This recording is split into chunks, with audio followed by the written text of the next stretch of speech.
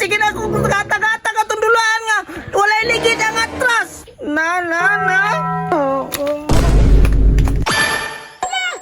Ano naman po din si Bunting na maglapat naman po niya eh. Kusog kay manugubal, pero mo palit og papalit ang dulaan, dili mo palit. Lagot kayo. Ano problema ni mo? Hala, kisa na ito yung istorya. Ako ang imong amigo.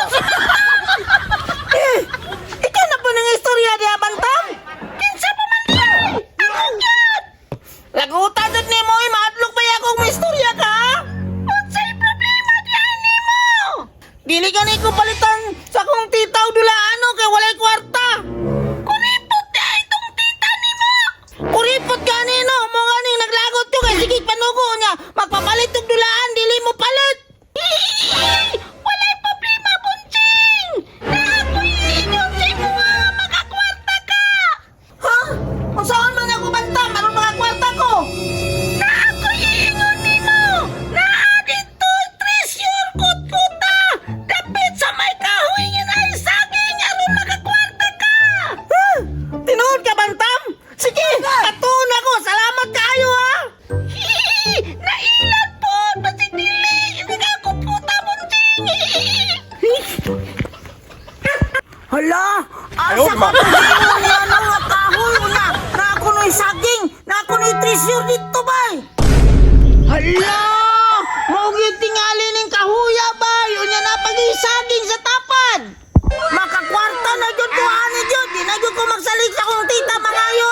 Palit akong dulaan. Kay kuripot kayo siya. Unsa pa'y dugayan na ako'y gold detector nga. Gwapo kayo. No, nanag ito diri na kita bay. Hello, Urag padulong na gani karon diri makakwarta ko. Hala!